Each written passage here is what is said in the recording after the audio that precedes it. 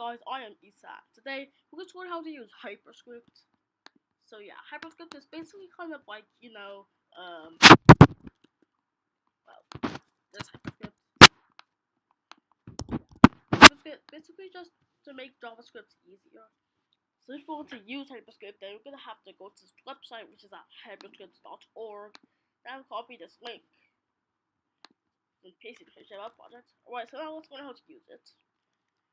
So, let's add a H1. So this just says hello. If we want to add Hyperscript code to this, I have to write underscore. So H1 underscore equals 2. So just say set x to 1. As you can see, the Hyperscript has a index highlighting. The reason why is because I stored an extension called underscore Hyperscript. So now if you want to use Hyperscript, then you better install that extension since it's pretty good.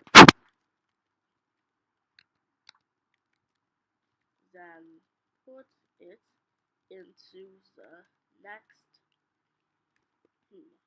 H1. Okay, yeah, I'm gonna change this to a button. So it might seem a bit confusing, but I'm gonna explain after this. So I'm gonna add a H1 here.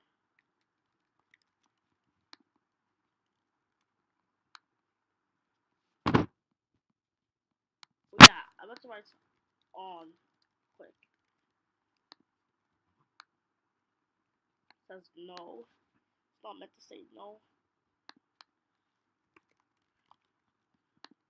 There. Perfect. Now let me explain. So on click means that when it's clicked, sets x to 1. What's this called for? I'm gonna explain that later. So gonna set x to 1, that's gonna put x into the next H1. So yeah, also z just acts as white space. So you can do it without z, it's still gonna work. But you just do that to make your code more readable. So we can write, instead of writing to x, we can write increment x. So now it does that. Then put it into the next H1. Instead of writing it, you could write results or z results. But yeah, I prefer to just write it because it's shorter. So on click increment x, then put it into the next H1. We can also do other things like CSS. So like on click toggle dot s on me. Dot s is meant to be a class. Oh yeah, for some reason there's something wrong with the extension, we have to write end every time. Don't know why. But yeah, we add a style tag and I'm gonna write .s.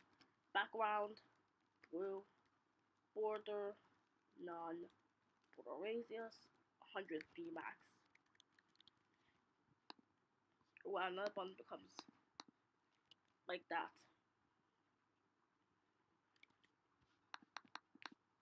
So yeah, instead of writing me, we can use. Okay, yeah, that doesn't work. So on click toggle.s on me and like write toggle s on. Let me try the next H1.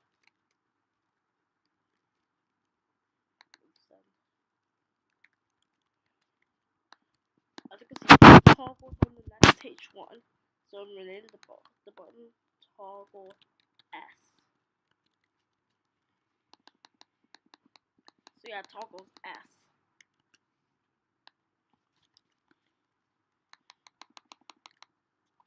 So yeah, you can also use log. So on click log h.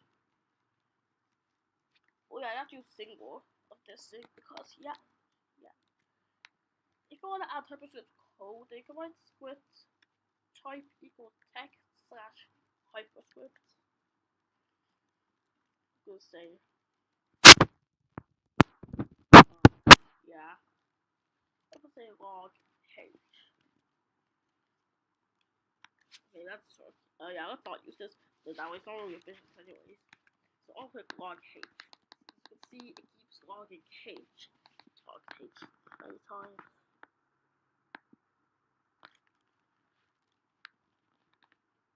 Anyways, so yeah, just keep off the page.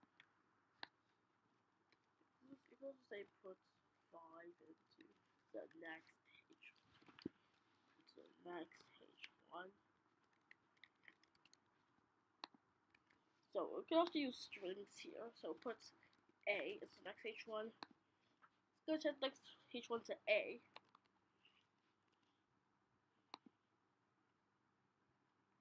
So yeah. So if you go to the Hyperscript docs, you'll see all these things. That's what we said. Alright, so try to explain, you know, set x2. Try to explain this x thing. I mean, this colon thing I put before x. So this why is Hyperscript has scope. So this thing means it's local scope. If you add a hash to, I mean, this thing, that means it's global scope. So you can use it anywhere. So let me add another button. I'm gonna say on click.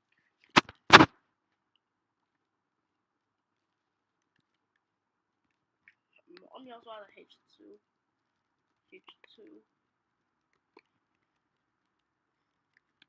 I have H1 and H2. I'm just gonna call this button just to repeat again, because why not? And here I'm gonna call this BTN 2. Alright, so, and the original BTN, okay, it's not original, so I'm gonna say on click and put X into the next H2. So yeah, it's a global variable, so it will work every time. If I change it to this,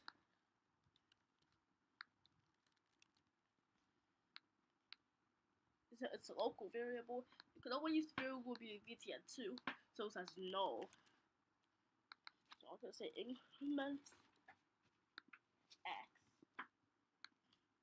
then put it in the next H1. It doesn't quite work, so we add this to a local variable. So you know, yeah, because if it's just, if you don't write anything, that means it's just a one-time variable. You can use it once that's gone. So I'll use that. So yeah, as you can see, basically it does that. Oh yeah, if you have comments in Hyperscript, then just like 2 of this. Yeah, that's basically it. So yeah, that's what about I'm gonna we'll learn more about Hyperscript on the tutorials, but right now this is all I'm gonna do. But anyways, that's the end of today's tutorial. If you enjoyed, leave a like and subscribe. So bye.